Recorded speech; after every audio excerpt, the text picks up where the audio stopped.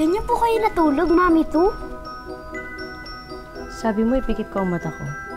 Opo, pero dapat dalawa po. Meron po bang natutulog ng isang mata lang yung nakapikit? Dapat ganito po, oh.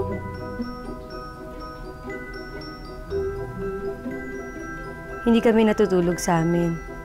Hindi namin kailangan yun. Ang kailangan namin, maging alisto sa paligid namin.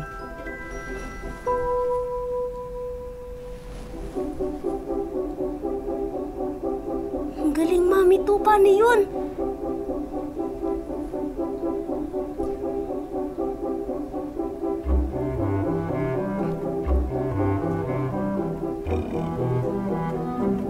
Hala, Mami Tu.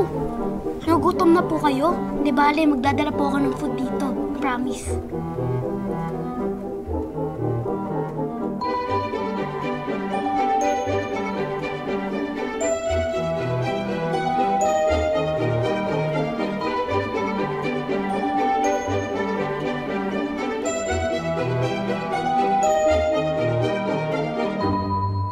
Ninong!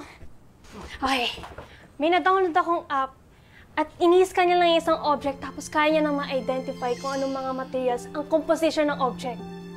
So, sinascan mo lang yan sa fragment? Yes, Nino. Tapos puro error ang lumalabas. Tingin nga. Parang natutuwa ka pa. Eh kasi, Ninong, lahat ng ini-scan ko, papel, computer, pens, kaya niya ma-identify lahat ng materials eh.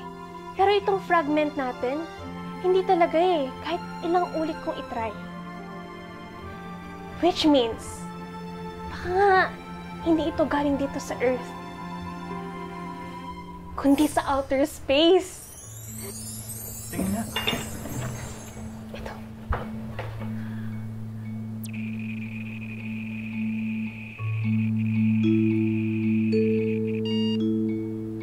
Error? No materials matched.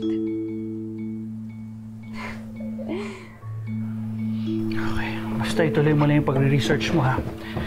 Baka ito kasi yung key para malaman natin kung may alien talaga somewhere. Tapos, hindi kaya ito yung makapagturo sa atin kung nasaan yung alien yun. Hindi mas better yun.